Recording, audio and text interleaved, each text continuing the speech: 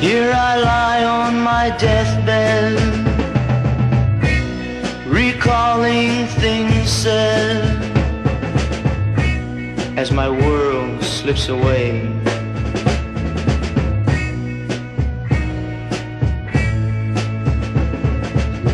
A man stands over me,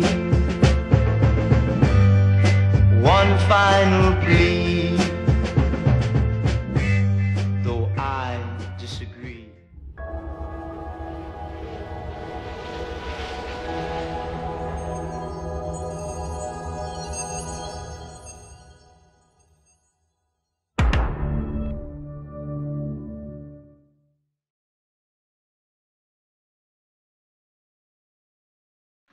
Boa noite, pessoal. Está começando mais um podcast pedagógico que é composto por mim, Ilma, Débora, Daiane, Juliana e Nair.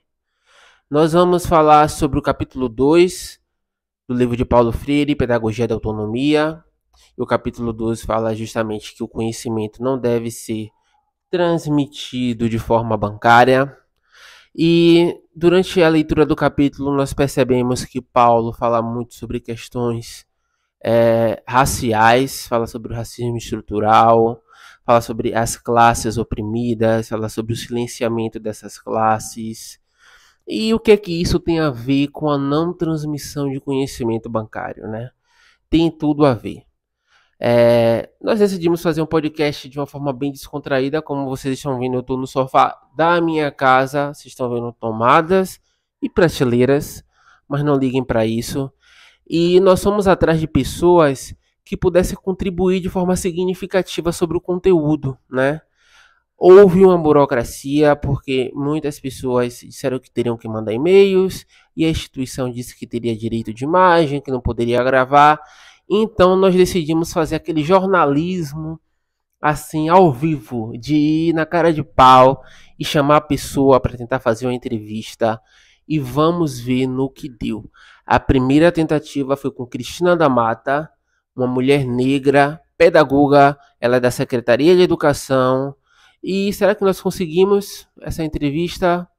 Vamos dar uma olhadinha aí agora. Pessoal, bom dia. Eu estou aqui na porta da OAF, aqui do Queimadinho, para fazer uma entrevista com Cristina da Mata, que é pedagoga e tem mestrado, gente, na área afro. Eu esqueci agora, mas depois eu vou colocar aqui na tela para vocês verem. Não sei se ela vai topar fazer a entrevista. Vai ser uma reportagem que eu vou correr atrás. Meu trabalho hoje vai ser de repórter, né?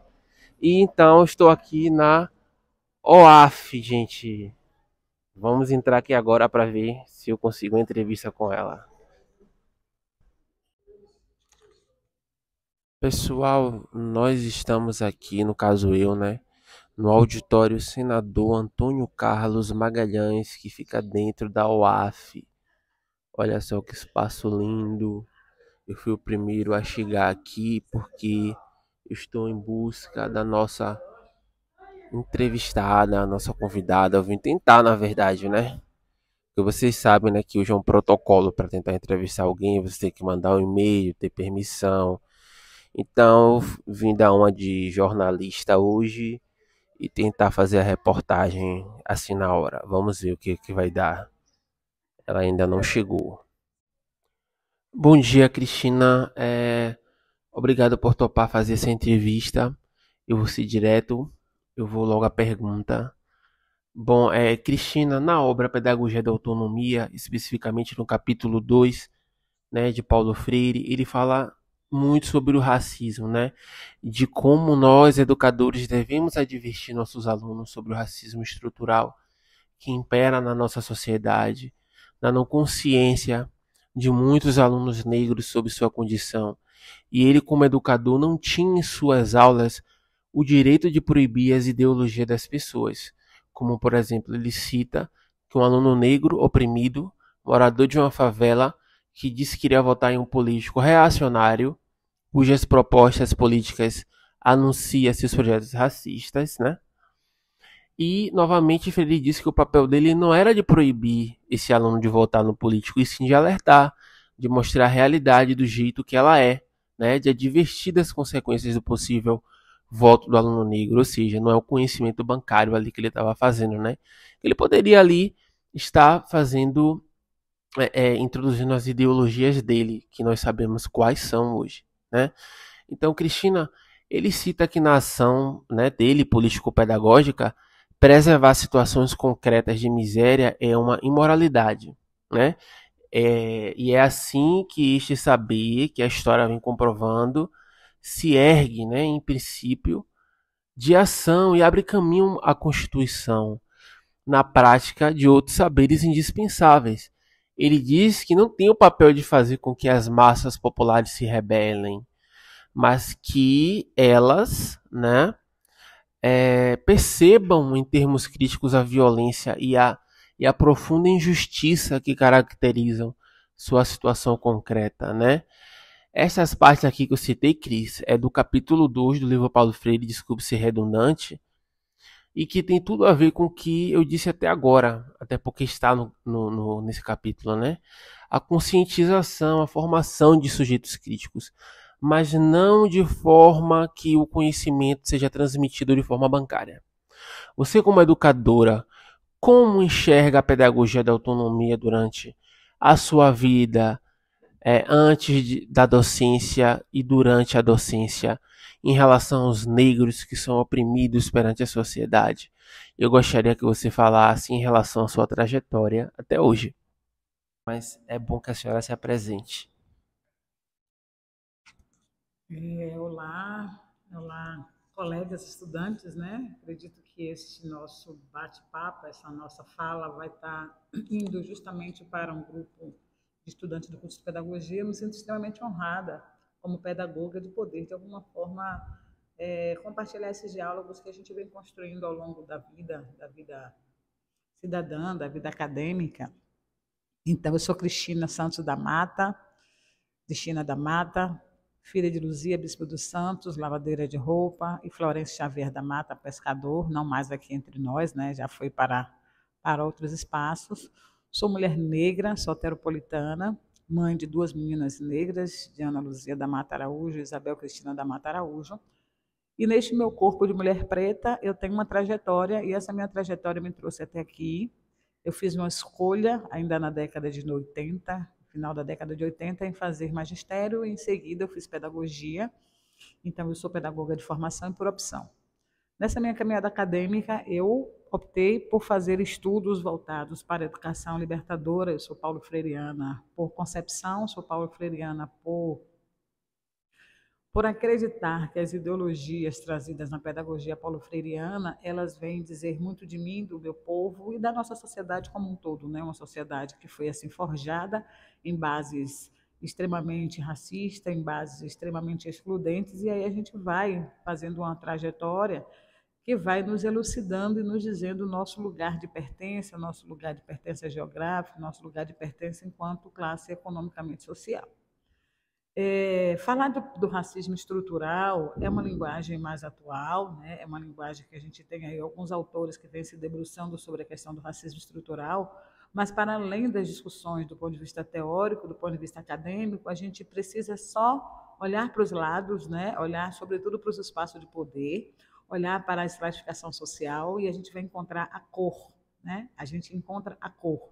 Então, a cor preta ou a cor negra, a cor parda, elas se apresentam nas classes sociais mais desprotegidas, né, do ponto de vista de políticas públicas, mais desprotegidas do ponto de vista da sua condição social e econômica, e isso não foi o acaso, né? A gente tem toda uma historiografia que foi negada historicamente, que traz a condição de chegada ou de trazida dos negros, né, do continente africano, sobretudo, para as Américas, e aí a gente vai fazer um recorte enquanto Brasil. Esse racismo estrutural ele se materializa muito no chão da escola. Eu fiz a universidade em 1994 e eu lembro que a nossa pesquisa de graduação, né, o TCC, eu e mais 3 colegas, as únicas negras que existiam na sala de aula, e a gente foi investigar o que respondia sobre o baixo número de negros nas escolas de terceiro grau de Salvador, né? E aí a gente não falou em universidades porque tinham as faculdades já naquele momento. E a gente encontrou uma resposta na pesquisa bem sucinta, bem básica, o baixo poder aquisitivo. Pronto, o baixo poder aquisitivo do negro, ele vem por conta mesmo do processo de exclusão, do processo de massificação, do processo de escravização que nós sofremos historicamente. E aí a gente vai amadurecendo isso. Em seguida, eu fui fazer uma especialização em História e Cultura Africana e Afro-Brasileira e hoje eu tenho aí o meu mestrado na Universidade Federal do Recôncavo da Bahia em História da África, da diáspora e dos povos indígenas. Dentro dessa perspectiva, como professora, educadora social, eu opto por fazer educação para a diáspora africana. E essa educação a gente está centrando sempre na discussão de o que responde efetivamente aos números alarmantes de crimes, né, e de pessoas encarceradas, precisamente, que são de pessoas de pele preta.